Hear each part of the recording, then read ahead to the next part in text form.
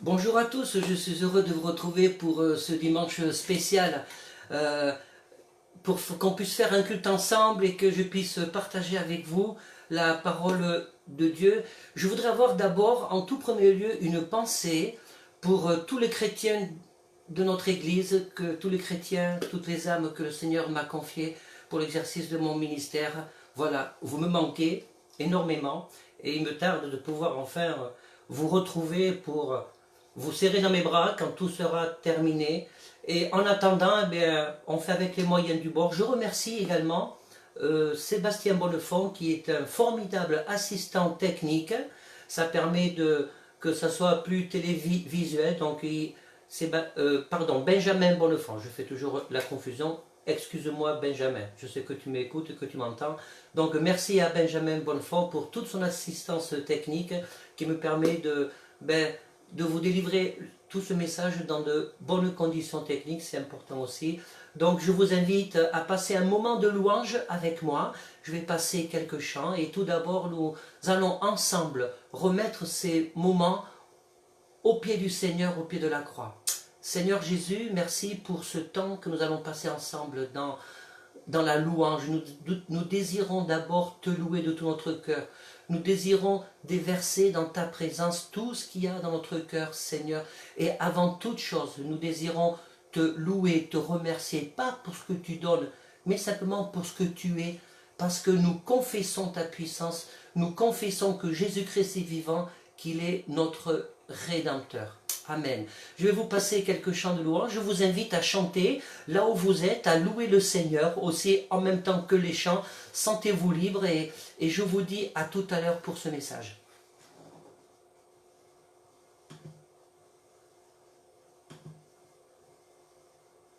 Car Dieu nous aime, rien n'est laissé.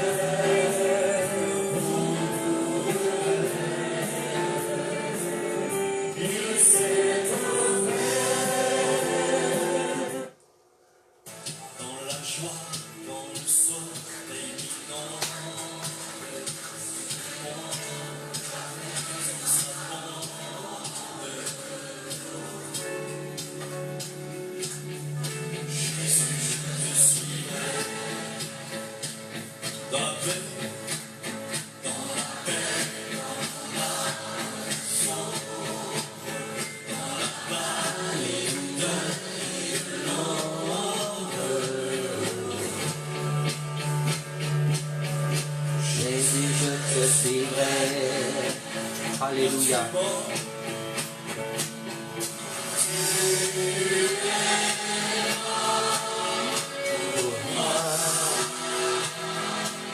Je vivrai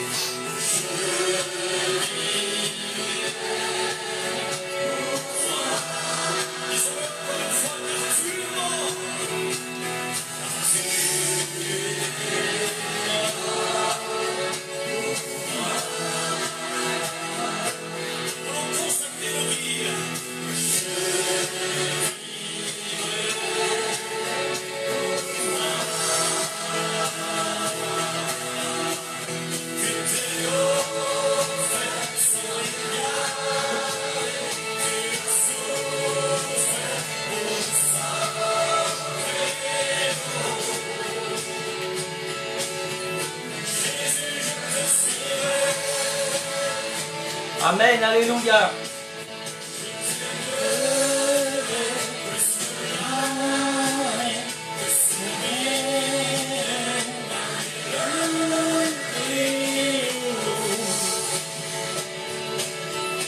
Jésus, je te suivrai.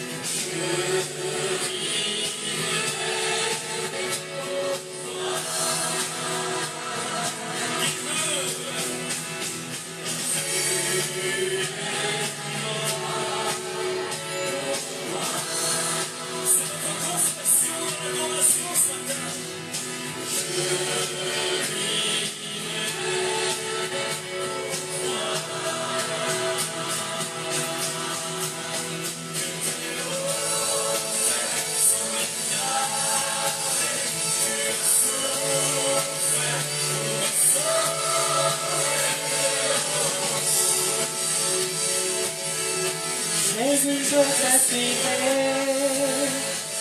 Amen, Seigneur. Oh, Tamanagabele,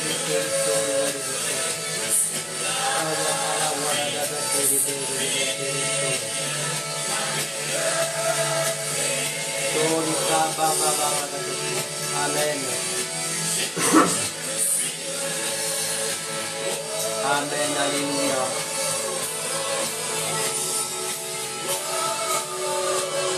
Oh, que ton nom soit béni, Jésus. Amen. Seigneur, je te suis des coûte que coûte, Seigneur. Alléluia. Quelle que soit la situation, Seigneur. Amen. Jésus, je te suivrai.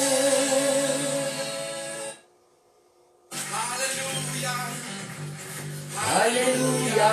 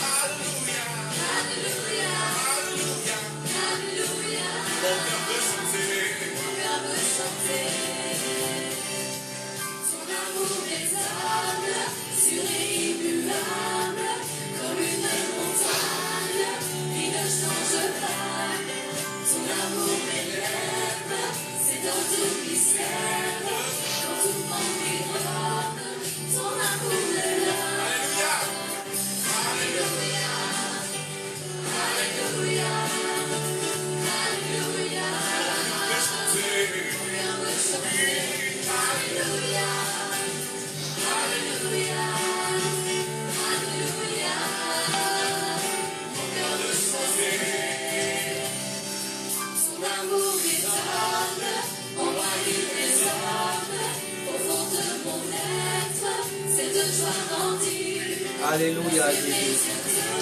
Que ton nom soit béni, Seigneur. Amen.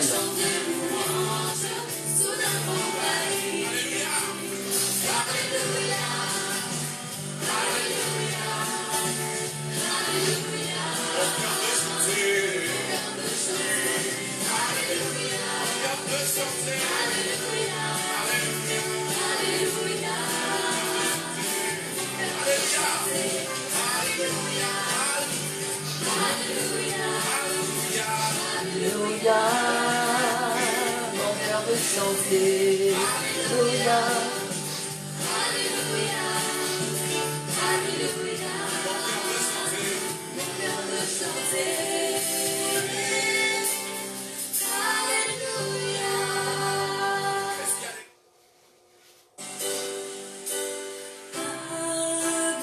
Brise-moi.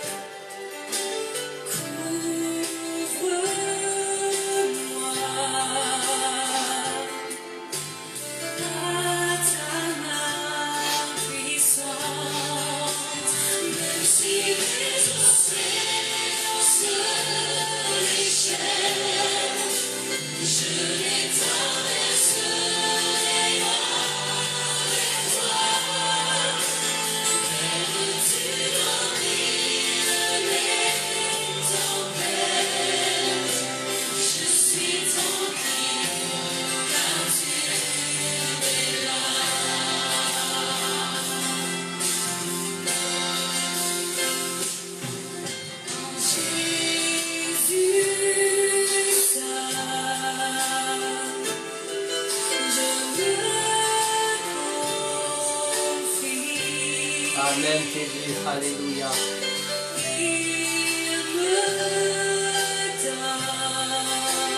Gloire à toi Jésus.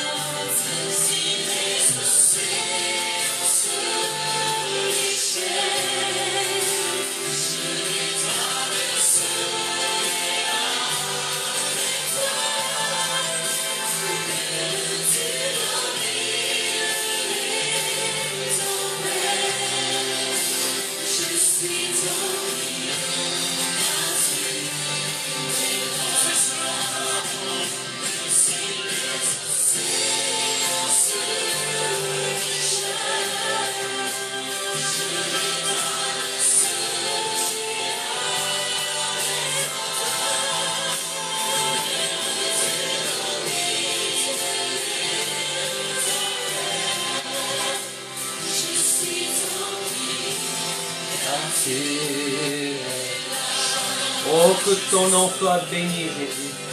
Merci pour ta paix.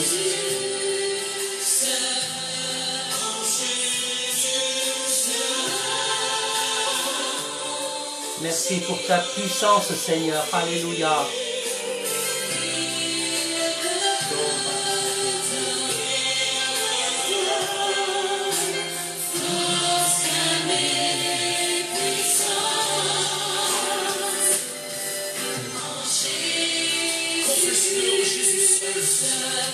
Oh, que ton nom soit béni.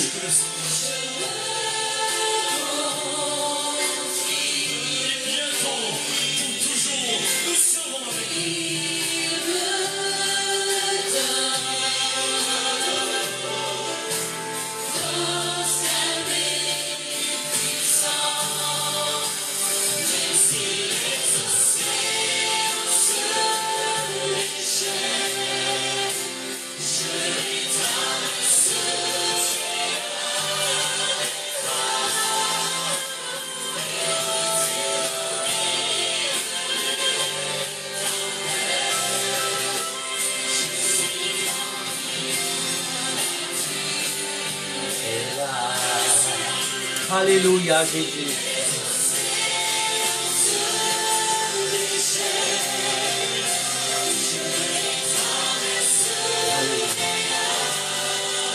Oh, que ton nom soit glorifié, Seigneur. Ouvrez votre cœur, louez le Seigneur de tout votre cœur en même temps que ces chants. Alléluia. Merci, Jésus. Amen.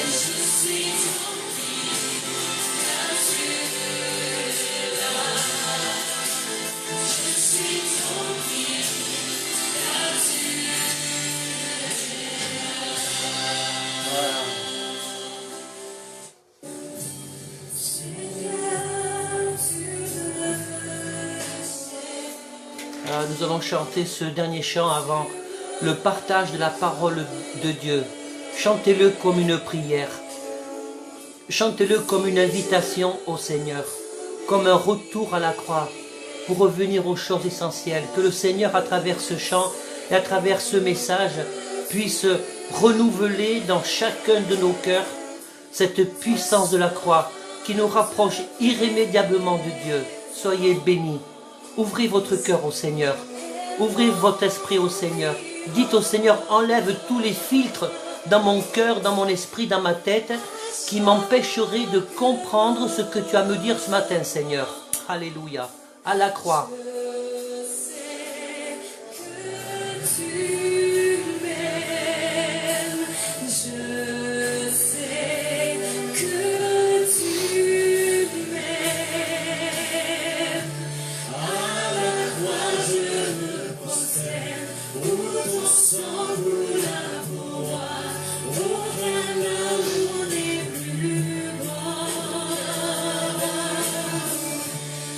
Tu as gagné.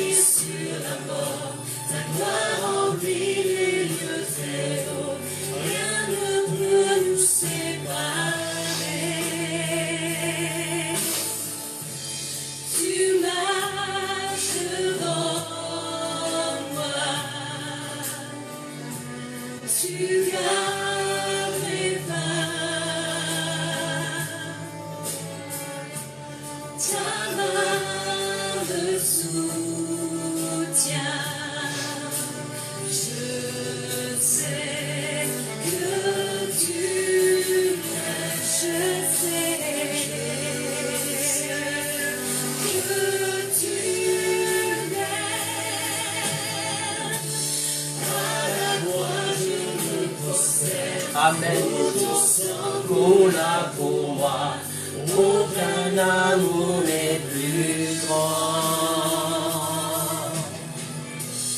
Tu as gagné sur la mort, ta gloire remplit les lieux très hauts. Rien ne peut nous séparer. Tu déchires le voile, tu traces un chemin, car tu as tout accompli. Tu déchires le voile, tu traces un chemin, car tu as tout accompli. Si tout s'effondrait devant mes yeux, tu restes près de moi. Je sais que tu m'aimes. Je sais. À la croix, je me prosterne. Amen. Oh, Tabaradamene. Alléluia.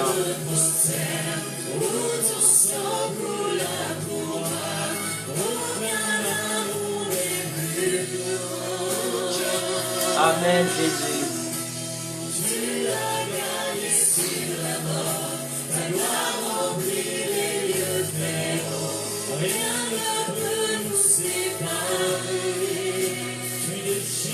Le voile, tu traces un chemin, tu as tout accompli. Tu déchires le voile, tu traces un chemin, car tu as tout accompli. Amen, Jésus. Alléluia. Bonjour à tous. Je suis tellement heureux de vous voir. J'espère que vous allez bien, que vous avez passé un bon moment de louange dans la présence de Dieu. Voilà, la pensée que j'ai reçue du Seigneur m'a ouvert les yeux sur une réalité. Cette réalité, elle est très simple. Ça concerne le message de l'Évangile, qui est une bonne nouvelle. Cette bonne nouvelle d'espérance. Nous entendons beaucoup de choses aujourd'hui sur Internet par rapport à ce confinement. Beaucoup de sujets de prière qui sont bons et qu'il faut faire. Beaucoup de sujets de prière que nous pouvons faire monter au trône de la grâce. Mais pour autant, ce message que j'ai reçu, que je vais vous délivrer, vous voyez, c'est comme une lettre que j'ai reçue du Seigneur, comme une lettre d'amour. Et si je ne vous la délivre pas telle qu'elle, telle que je la reçois dans mon cœur, telle que je la ressens, simplement, librement et sans tabou, eh bien, je serai comme un voleur par rétention, finalement. Vous voyez, revenir à l'essentiel, c'est le moment propice pour revenir à l'essentiel dans ce confinement que nous vivons. Si vous voulez vivre, si nous voulons vivre l'extraordinaire, la puissance de Dieu, nous devons d'abord comprendre, et ça va être le socle de mon message, nous devons d'abord comprendre l'essentiel. Parce que comment espérer vivre l'extraordinaire si nous n'avons pas comme socle l'essentiel? Et l'essentiel, je voudrais dans ce message vous amener avec moi à ce retour à la croix. Et ce message que j'ai reçu il y a une semaine de la part du Seigneur, eh bien, il est d'abord à destination pour l'Église que Dieu m'a confiée, pour tous les chrétiens de mon Église où je sers le Seigneur, parce que, voyez-vous, je n'ai pas la prétention de délivrer un message pour toutes les églises de la terre entière. Maintenant, s'il y a des gens qui écoutent et qui reçoivent ce message pour eux, bien écoutez, tant mieux, alléluia, merci Seigneur. Je vous invite simplement à le partager pour qu'on puisse vraiment ensemble se mobiliser et vraiment rentrer dans le projet que Dieu a mis sur mon cœur.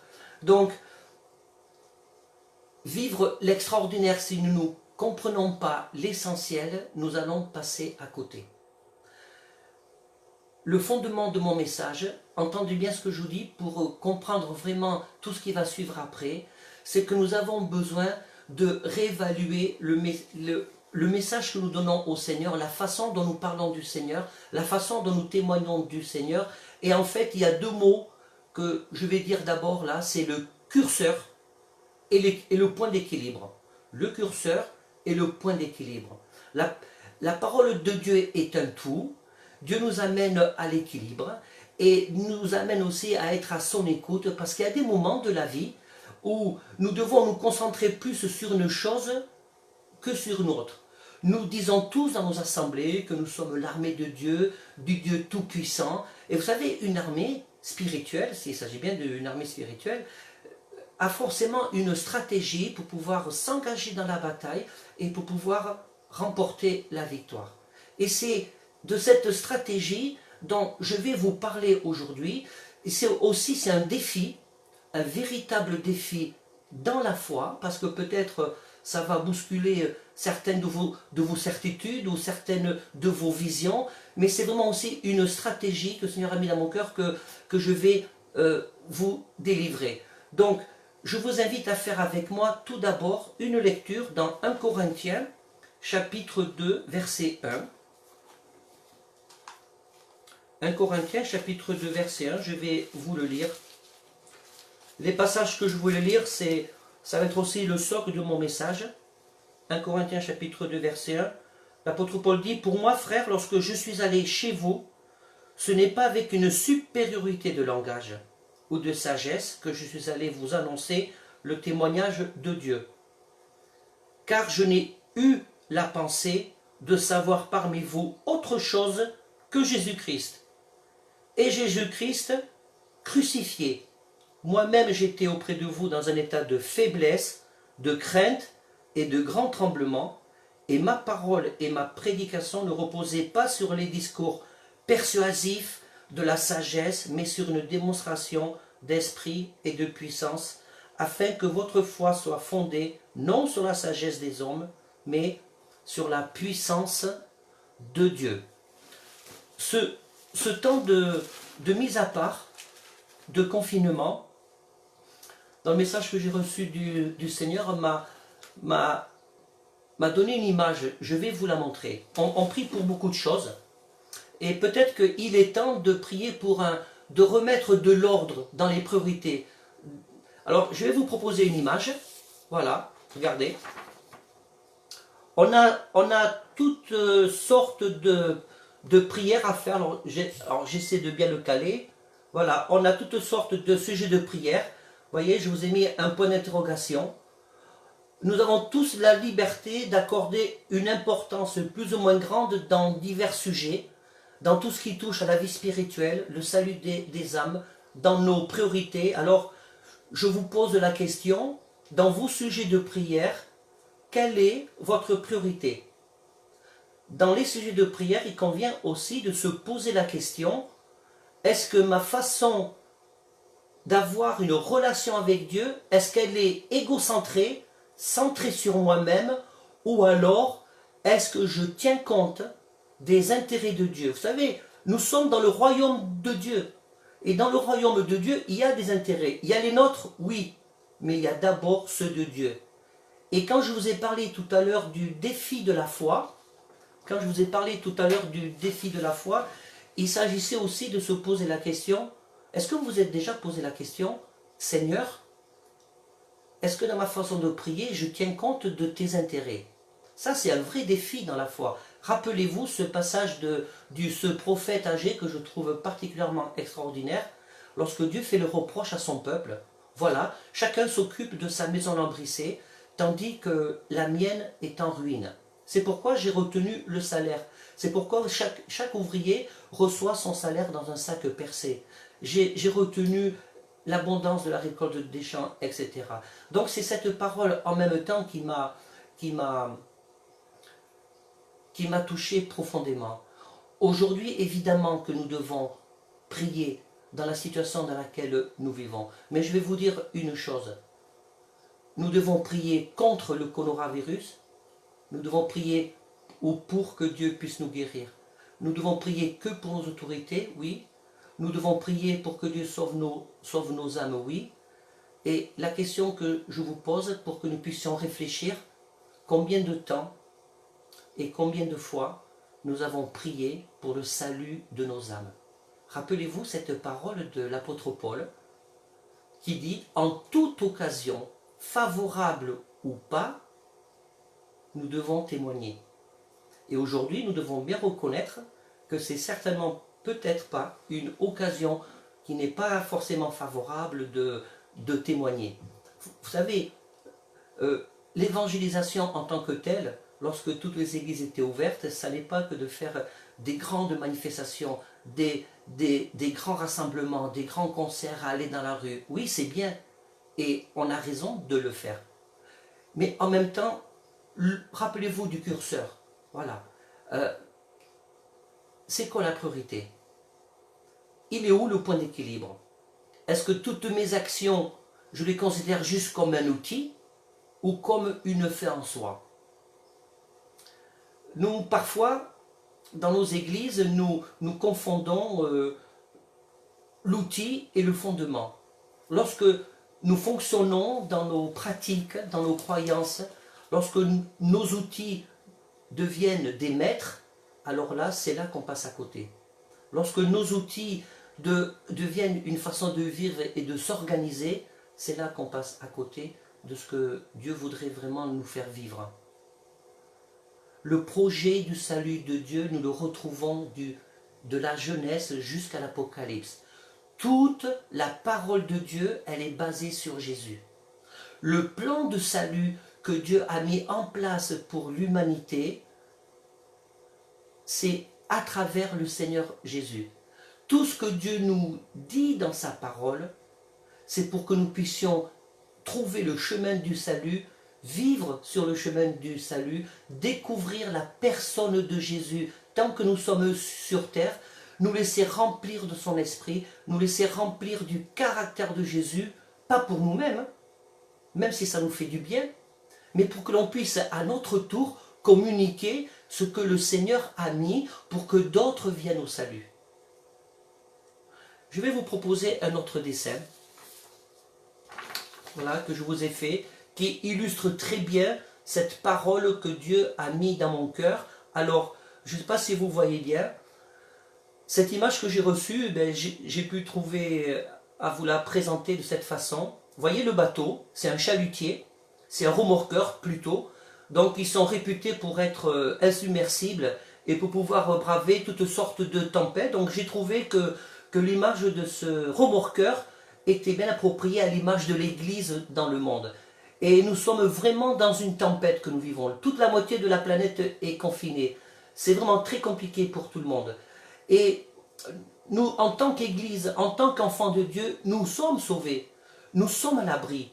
Parce que l'essentiel, c'est pas que je meure ou que je vive ou que je sois guéri, c'est où je vais passer mon éternité. Et c'est ça, mes frères et sœurs, le message de l'Évangile. Où est-ce que tu vas passer ton éternité? Parce que tout le reste, ça n'est que vanité, en fait, de tout ce que nous pouvons vivre sur la terre. Mais où est-ce que tu vas passer ton éternité? Et voyez, si je me rapproche là, voyez, tous les gens qui sont à la mer, c'est les gens qui ont besoin d'avoir une bouée de salut. Il y a aussi des personnes qui sont dans l'église, mais qui sont au bord de l'église, au bord du corps de Christ, qui sont peut-être sur le point de laisser tomber, mais qui sont toujours sur le bateau, et que c'est peut-être aussi le moment de revenir à la parole. C'est le moment de dire, Seigneur, touche mon cœur, montre-moi ce que j'ai pas bien compris.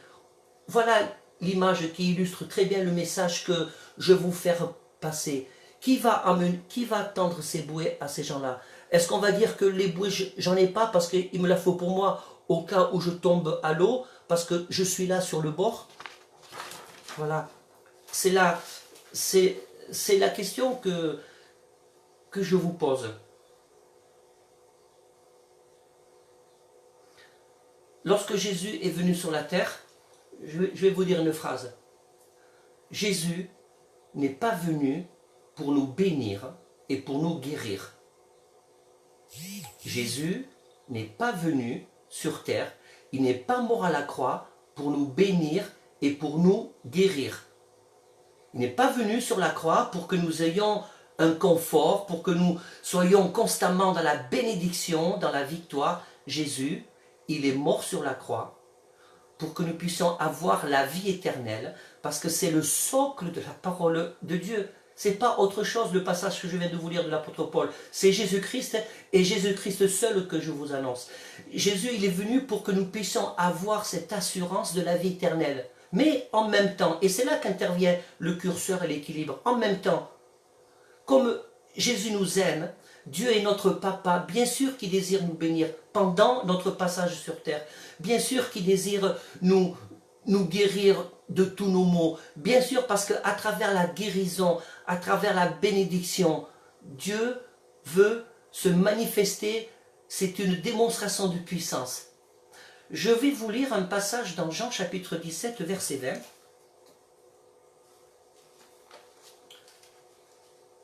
Jean chapitre 17 au verset 20. Alors, je vais vous lire juste un extrait. Quand Jésus dit, ce n'est pas pour eux seulement que je prie, mais encore pour ceux qui croient en moi par leur parole, afin que tous soient un, comme toi, Père, tu es en moi, et comme je suis en toi, afin qu'eux aussi soient un en nous, comme tout le monde croit que tu m'as envoyé. Je leur ai donné la gloire que tu m'as donnée, afin qu'ils soient un, comme nous sommes un. Le Seigneur nous a donné sa gloire. Alors, vous savez que le mot gloire, c'est le mot d'axo, c'est pas la puissance, hein. C'est pas je prie au nom de Jésus et tu es guéri.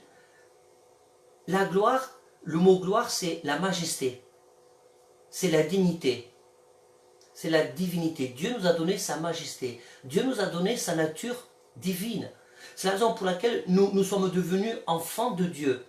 Et lorsque Jésus parle dans Jean 17, c'est pour ça que au début du message, c'est important vraiment retenez ça parce que il s'agit d'un curseur. Il ne s'agit pas de remettre en cause certaines choses. Il s'agit de remettre les choses à leur bonne place si on veut que Dieu se manifeste puissamment et qu'on puisse rentrer pleinement dans le projet de Dieu. Lorsque Jésus parle dans Jean 17, c'est la prière sacerdotale.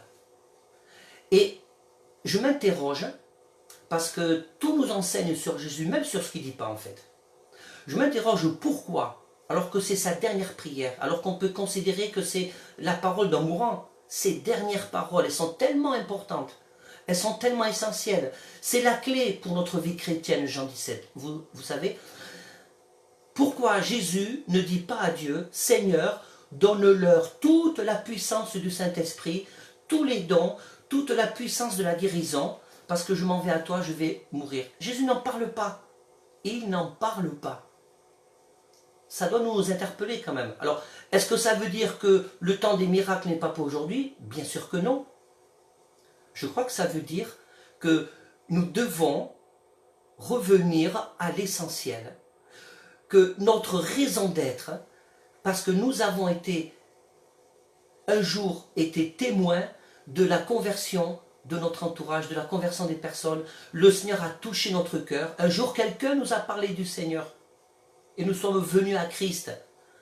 Et ceux qui nous entourent, est-ce que nous nous sommes habitués, dans nos milieux familiaux, hein, que ce soit dans notre voisinage, est-ce que nous ne sommes pas habitués à croiser les gens, à dire bonjour, en sachant que cette personne n'a pas Christ dans sa vie? Est-ce que nous prions pour notre entourage? Est-ce que chaque jour nous remettons au Seigneur tous les gens que nous connaissons et qui n'ont pas expérimenté l'œuvre de la croix? C'est ça la vraie question. Nous pouvons vivre des temps de bénédiction sans pour autant être dans la volonté de Dieu. Écoutez bien ce que je dis. Nous pouvons vivre des temps de bénédiction sans pour autant être dans la volonté de Dieu, sans pour autant être sur le chemin que Dieu a prévu pour nous. Rappelez-vous le peuple d'Israël. C'est important ça. L'histoire du peuple d'Israël. Ils ont refusé de rentrer dans le pays promis. Ils ont refusé ce défi. Ils ont refusé de faire confiance à Dieu parce qu'ils ont eu peur à cause des géants.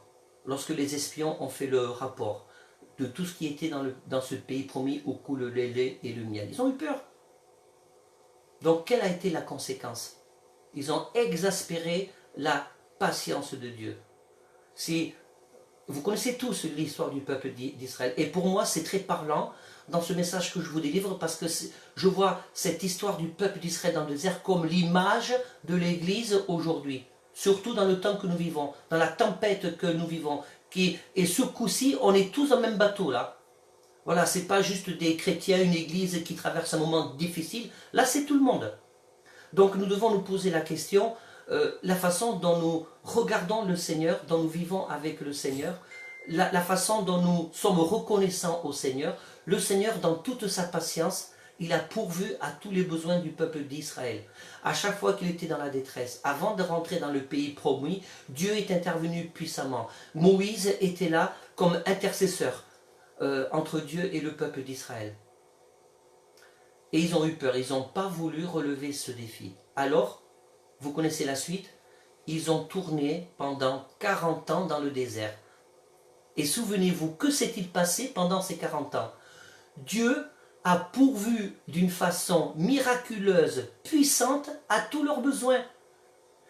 Ils étaient dans le désert, ils n'avaient pas besoin de se laver, leurs chaussures ne suffisaient pas, pardon, leurs chaussures étaient toujours pareilles, je vais y arriver, et ils avaient de la nourriture en abondance. Dieu s'est occupé d'eux d'une façon miraculeuse pendant ces 40 ans dans le désert. Et pourtant, ils n'étaient pas là où Dieu voulait. Ils auraient dû être dans le pays promis. Et malgré, écoutez bien ceci, malgré que Dieu s'est occupé d'eux, a pourvu tous les jours miraculeusement à leur survie, ils ne sont pas rentrés dans le pays promis. C'est les enfants. C'est les enfants qui ont bénéficié de la promesse. Frères et sœurs, j'ai vraiment envie de vous emmener avec moi, de rentrer pleinement dans cette promesse. Souvent on prie, Seigneur, réveille-nous. On espère encore de vivre des temps puissants de réveil spirituel. Moi je ne prie pas pour le réveil spirituel, parce que je crois qu'il est déjà là, il est en nous, par la présence du Saint-Esprit. Nous avons simplement la responsabilité de revenir au Seigneur, de revenir à la croix, de reprendre nos fondamentaux, de reprendre l'essentiel. Vous savez, un moteur, pour qu'il puisse marcher, un moteur de 4 pistons, les pistons fonctionnent d'une façon mais différente, ils se croisent, ils se recroisent. Mais si un piston qui ne fonctionne pas bien, le moteur broute, il n'est pas en capacité de manifester la toute puissance qu'il doit manifester. Et dans la vie spirituelle, il en est de même. Il en est de même. S'il y a quelque chose qui n'est pas à sa place, si nos priorités ne sont pas à leur place, si nous ne remettons pas Christ au centre de nos vies, au centre de nos églises, si nous ne remettons pas Christ au centre de nos prières, si nous ne remettons pas Christ, la raison pour laquelle il est mort, au centre de nos prières, nous risquons de vivre une vie spirituelle avec les priorités qui sont totalement inversées. Jésus, il est mort à la croix pour le salut des âmes. Et dans ce travail, la Bible dit que c'est dans la marche que l'on se fortifie. Et dans ce travail qui est le nôtre, nous sommes appelés à témoigner. Dans ce travail qui est le nôtre, nous devons remettre au centre nos préoccupations. Je vais vous redonner un autre dessin.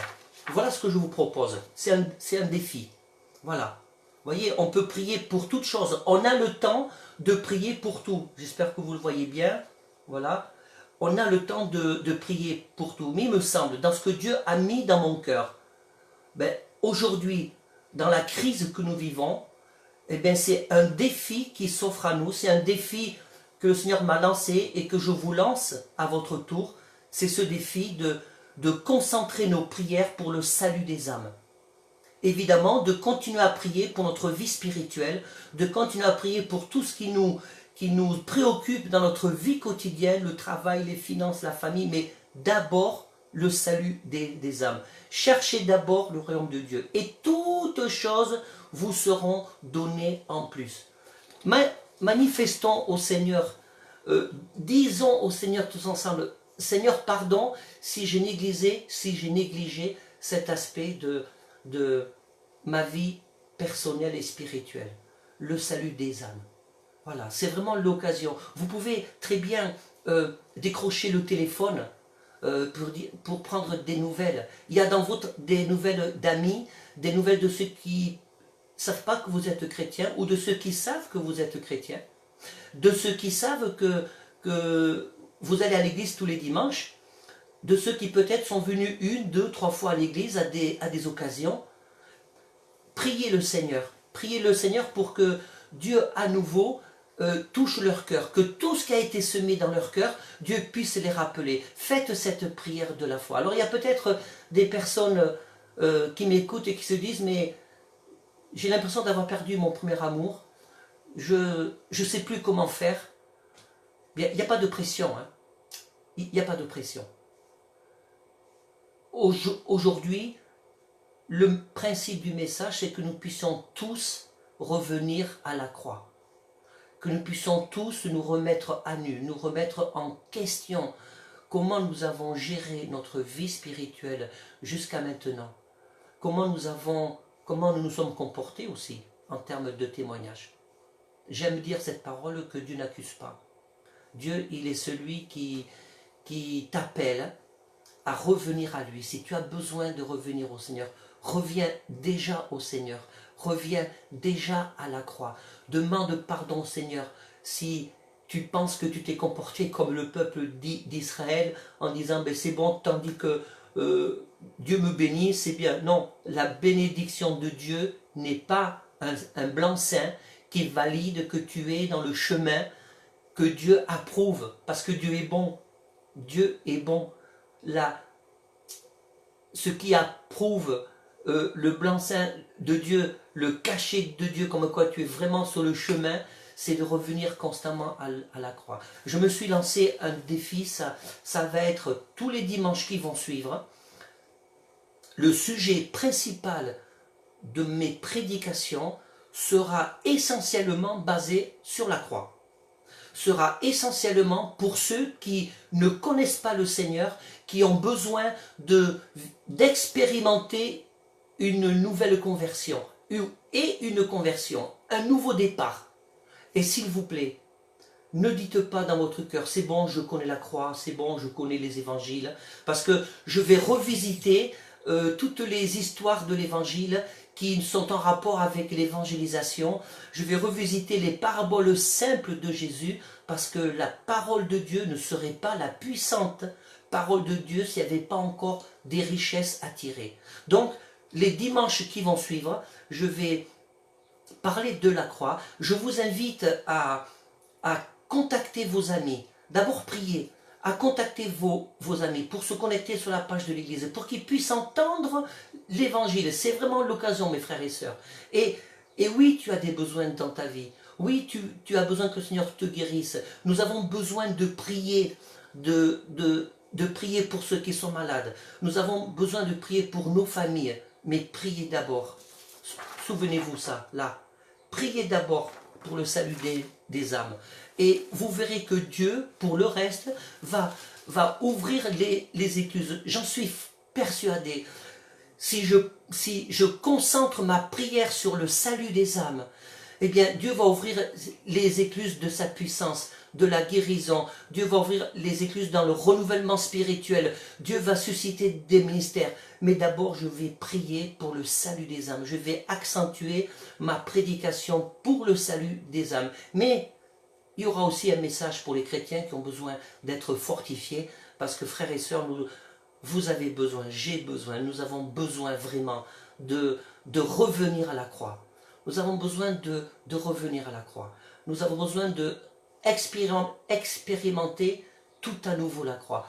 Je vais vous lire un témoignage d'un médecin italien, j'arrive à la fin de mon message, d'un médecin italien de la région de Lombardie, là où le virus se manifeste violemment. Quittez pas.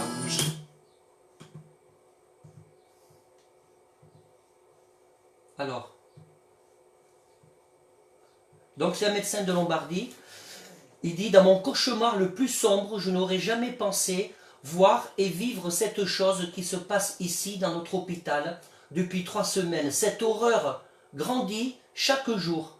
est devenu ingérable et nous sommes devenus inefficaces. Au début, seules quelques personnes sont venues, puis une centaine.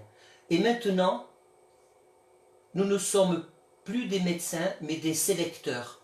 Nous devons décider qui vit, qui meurt, en les renvoyant à la maison, même si ces personnes ont honnêtement payé des impôts en Italie. Il y a 2 semaines maintenant, mes collègues et moi étions athées. C'est la norme de croire ça dans la science. Et la science élimine la présence de Dieu. J'ai toujours ri de mes parents parce qu'ils allaient à l'église. Il y a 9 mois, un pasteur de 75 ans est venu chez nous avec de graves complications, des problèmes respiratoires. Il était infecté. Il avait une Bible et il a lu aux mourants tous les jours des passages en leur tenant la main. Nous étions à la fois mentalement et physiquement épuisés et amers. Mais quand nous avions le temps, nous nous sommes assis et nous avons écouté. Maintenant, nous devons l'admettre. En tant qu'être humain, nous avons atteint nos limites. Nous ne pouvons plus rien faire. De plus en plus de personnes meurent chaque jour. Nous sommes épuisés. 2 de nos compagnons sont morts et les autres sont à peine debout. Nous avons réalisé que la connaissance scientifique de l'homme est limitée et nous avons besoin de Dieu. Nous avons commencé à prier. Les médecins ont commencé à prier. Chaque fois que nous avions quelques minutes incroyables, mais ancrés, athées, nous sommes venus à Dieu et on a trouvé la paix. Il nous aide à persévérer afin que nous puissions prendre soin des patients. Hier, le berger de 75 ans est décédé. Comme jamais auparavant, même si nous avons eu 120 morts au cours de ces 3 dernières semaines, nous étions tous dévastés parce que le vieux berger, alors qu'il était avec nous, a réussi à ramener la paix parmi nous que je n'avais jamais aucun espoir de trouver. Le berger, en parlant du pasteur qui est mort, est allé vers le Seigneur et nous le suivrons bientôt, tôt ou tard. Je ne suis pas rentré chez moi depuis 10 jours. Je ne sais pas quand j'ai mangé pour la dernière fois et je n'ai réalisé jusqu'à présent à quel point j'étais inutile sur cette terre. Je voudrais offrir mon aide aux autres jusqu'à mon dernier souffle. Je suis heureux de trouver Dieu et je veux le servir en aidant mes semblables jusqu'à mon dernier souffle. Alors voilà, c'est ça. On y est. C'est ça l'essentiel. Bien sûr, frères et sœurs, que nous devons prier pour que tout ça s'arrête. Mais retenez bien ce message. Pour moi, dans ce que j'ai reçu de Dieu, la priorité, c'est pas que ça s'arrête, c'est de tenir bon pendant la tempête. Et pendant cette tempête, la puissance de Dieu, la puissance de la croix, va me donner les ressources et les forces nécessaires pour que j'amène au salut des voisins, des amis, que j'amène au salut des gens, parce qu'il y a tant de gens qui meurent, mais où est-ce qu'ils vont? Dieu a souffert de voir son Fils sur la croix. Jésus est mort pour ça. Alors revenons à l'essentiel, je vous en supplie. Faisons des prières axées sur l'intérêt du royaume de Dieu. Bien sûr, continuez à prier pour la situation dans laquelle nous vivons, pour le rétablissement des choses normales. Priez pour que vous ayez la paix. Dieu va vous donner la paix, mais c'est un défi. Je vous lance ce défi, je lance ce défi à moi-même, parce que j'ai besoin de chaque jour rentrer dans la paix du Seigneur, rentrer dans le repos du Seigneur, rentrer dans la joie du salut. C'est ce défi, mais ce défi, je veux le relever en disant, Seigneur, je vais axer ma prière, ma relation avec toi, ma vie spirituelle, ma louange. Je vais penser à ceux qui ne te connaissent pas, à ceux qui n'ont pas encore donné la vie à Jésus, à ceux qui sont perdus pour l'éternité. Parce que, franchement, toutes les prières que j'entends dans les réseaux sociaux, tous les appels à la prière, pas tous à 100%. Il y a des gens et j'en suis très heureux, qui vont dans le sens de ce que je suis en train de vous exprimer ce matin, mais j'ai ce sentiment étrange et amer. Seigneur, je vais prier contre le coronavirus, mais délivre-nous, guéris. En l'arrière-pensée, je perçois cette arrière-pensée, c'est Seigneur, vite, fais-nous retrouver notre confort occidental pour qu'on puisse retrouver notre train-train et que toutes choses reviennent à la normale. Frères et sœurs, l'intérêt de se mettre à nu devant le Seigneur, c'est de se regarder en face et de se dire, est-ce que c'est ça mes intentions lorsque j'intercède pour retrouver mon confort? Ah, j'ai peur que le Seigneur nous fasse tourner en rond, mais si c'est ça. Parce que si c'est ça, j'ai peur que le Seigneur nous dise, mais ils n'ont rien compris. Ils n'ont rien compris. Vraiment, frères et sœurs, revenons à la croix. Pensons à ceux qui ont besoin du salut. C'est ça la priorité. C'est ça la priorité. Et si je rentre dans ce chemin, eh bien, croyez que Dieu va ouvrir les écluses pour le reste, pour ce qu'on a besoin. Soyez bénis. Je vous invite à chanter avec moi ce chant « Plonge-moi dans ta rivière d'amour ».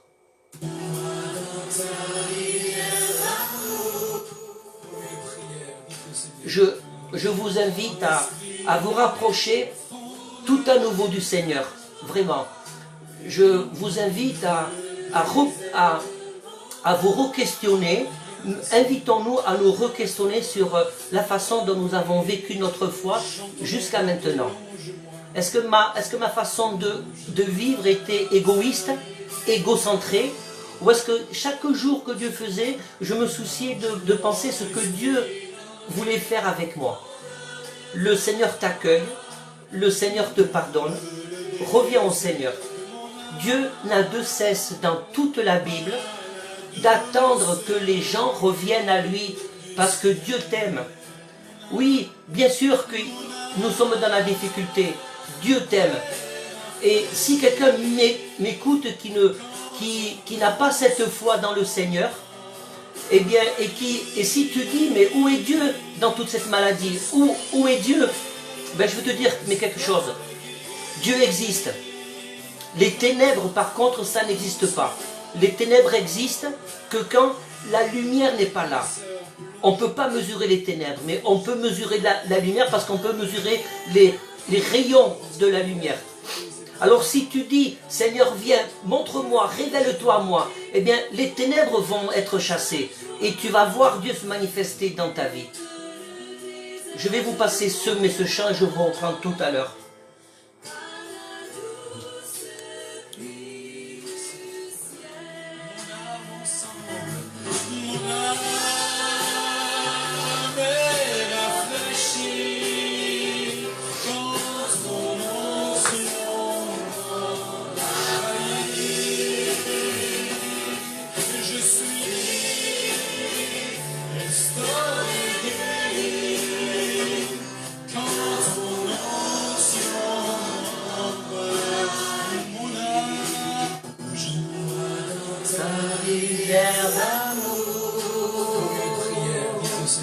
Plonge mon esprit dans les profondeurs de ta joie, inonde le désert de mon âme, par la douce pluie du ciel.